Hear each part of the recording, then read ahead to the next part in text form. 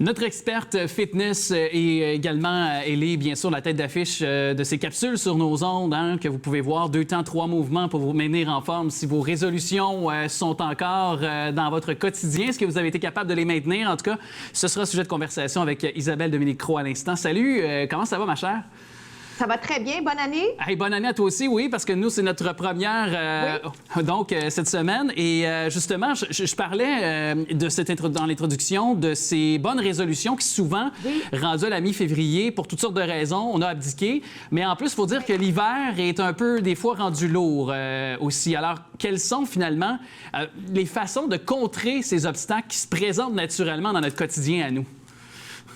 Oui, bien, je pense qu'il faut revisiter ce qu'on avait établi en début d'année pour voir si effectivement c'était des objectifs qui étaient clairs. On parle souvent de faut pas que ce soit trop vague, faut pas que ce soit juste un souhait, un rêve, faut que ce soit précis, faut que ce soit réaliste.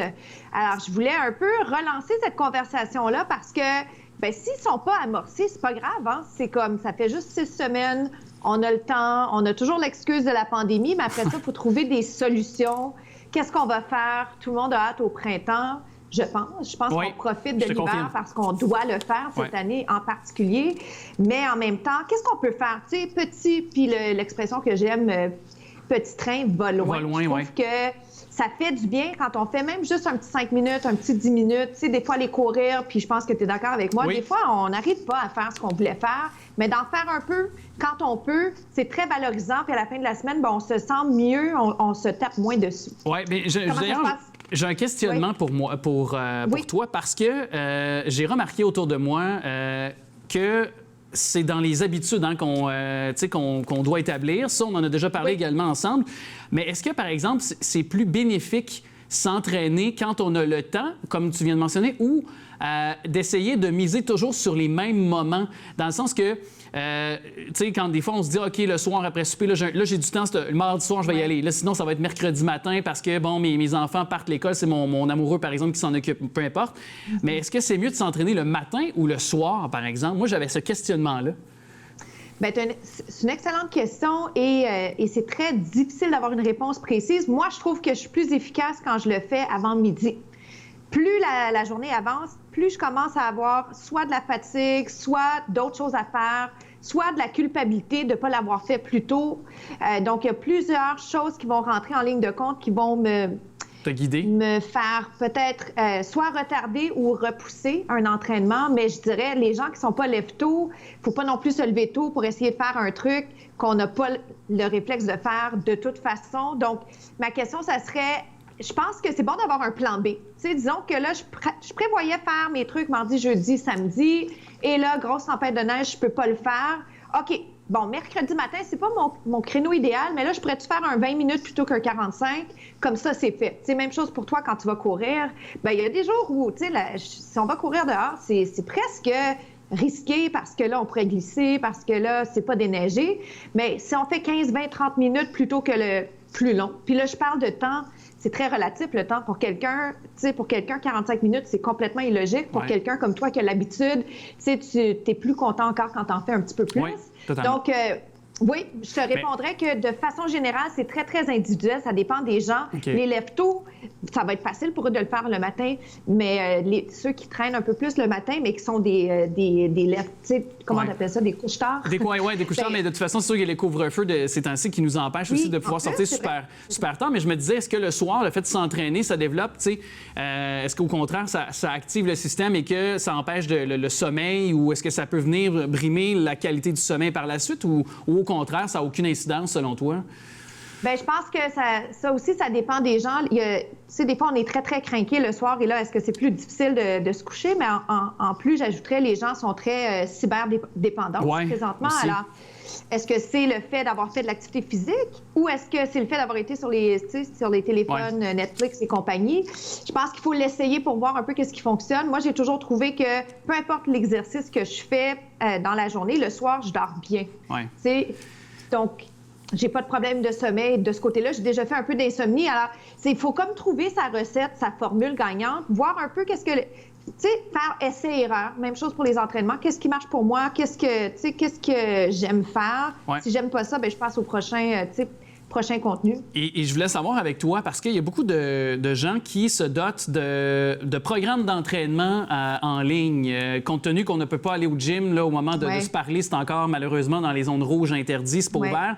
Alors, est-ce que de se doter d'un abonnement, là, est-ce que ça vaut la peine? Est-ce que, au contraire, c'est mieux peut-être d'investir sur une machine, par exemple, comme un tapis roulant à la maison pour pallier au problème? Ou comment tu vois ça, toi qui es une experte en la matière? Excellente question. Et ça aussi, tu me poses des bonnes questions aujourd'hui parce que c'est des questions où il n'y a pas une réponse très, très claire. Moi, j'ai découvert un gym qui offre un entraînement en ligne intéressant. Donc, c'est des cours sur demande. Alors, c'est un mélange entre faire les cours où on peut les faire et les faire en direct avec la personne en ligne présentement. Ça fonctionne bien. Pour moi, le taux mensuel, il est bon pour moi présentement. C'est ce qui fonctionne. Est-ce que dans 3 mois, je vais revisiter la chose? Oui, effectivement, dépendamment de quand les gyms vont ouvrir. Je pense qu'il ne faut pas trop s'empresser d'acheter de l'équipement qu'on va, tu sais, entre guillemets, garrocher dans le sous-sol ou sous notre lit parce que c'est facile. C'est facile, tu sais, sortir sa carte de crédit puis payer pour un équipement. Alors, je dirais, il faut y aller avec modération et des fois, ça vaut la peine d'essayer un équipement avant de l'acheter. Alors, tu sais... peut-être qu'on peut l'emprunter pour commencer ou peut-être Marketplace, c'est une belle place pour le faire. Donc, excellente question. Excellente question à laquelle je n'ai pas une réponse claire, mais ne gaspillez pas votre argent parce qu'on est toujours dans une situation temporaire. Exact. On sait qu'on va sortir de ça. On va se croiser les doigts, pas de 3e vague pour nous ici au Québec, s'il vous plaît. Toi, est-ce que tu as de l'équipement que tu t'achètes comme ça? Bien, en fait, oui. Je me suis doté quand même de poids. C'est juste pour quand même... Oui, c'est ça. Quand même quelques... pas rien d'un gros gym avec gros bench, là, mais genre des poids de 20-25 livres, là, 30 livres aussi. Là, question d'avoir quand même un peu... Puis pour que autant le haut du corps que le bas du corps soient en mesure là, de continuer, justement, quand il n'y a pas de tempête de neige, quand même... C'est sûr, je réduis mes fréquences d'aller courir. Là. Je passe de 5-6 fois, 2 fois, 3 fois. Mais quand même, ça maintient au moins ce que j'ai commencé à bâtir comme cardio et comme capacité physique là, de par les dernières années. Donc, au moins, je me tourne vers ça. Mais c'est sûr que oui... J'essaie de faire ce que tout bon Québécois fait actuellement à Lavallois-Lavalloise, c'est-à-dire d'aller marcher. Hier, je suis allé marcher presque 10 km. Oui, ça fait vraiment du bien. Justement, faire de la raquette, faire du ski de fond, faire des activités qui vont pour tout le corps aussi, hein, pour juste une portion de mon corps, mais tout le corps, me faire bouger, me faire travailler les muscles. Donc, est-ce que... Prendre de l'air. Oui, exactement, c'est ça. C'est des exutoires, je pense qu'on peut trouver ces temps-ci. En tout cas, du moins, de pas rester en dedans. Ça, c'est ma première doctrine que je m'inflige, ou du moins que je m'impose. Oui, mais je pense que tu fais bien. Puis quand on parle d'équipement, des poids, ça fait pas partie des trucs que je trouve où on gaspille notre argent. C'est les mini-trampolines, c'est les trucs qui accumulent de la poussière qu'on vend 1 an plus tard parce qu'on l'a toujours pas utilisé. Alors, méfiance là-dessus. Même chose pour les vêtements. À quoi bon s'acheter la meilleure paire de souliers si après ça, on ne l'utilise pas? Mais je suis d'accord. Sortir dehors, je pense que tout le monde, c'est un peu une thérapie pour tout le monde, hein, présentement, de juste sortir, voir des gens à l'extérieur, sentir qu'on s'oxygène et qu'on voit des gens en vrai. Oui. C'est bien, on a besoin de ça. Bien, on se retrouve très bientôt, puis espérons-le se faire une chronique extérieure. Tiens, on se fera un petit workout extérieur dans nos projets pour 2021. Ça serait intéressant. Oui. Compte sur moi, on va faire ça. Parfait, je retiens le tout. Alors, 2 temps 3 mouvements, évidemment, on peut te voir sur nos ondes aussi. Puis, allez sur tes médias sociaux. Isabelle Dominique Cros, un grand merci de nous avoir parlé. Puis, on sort dehors, on prend de l'air pur, puis on s'entraîne toujours avec tes conseils. Merci beaucoup. Merci à toi.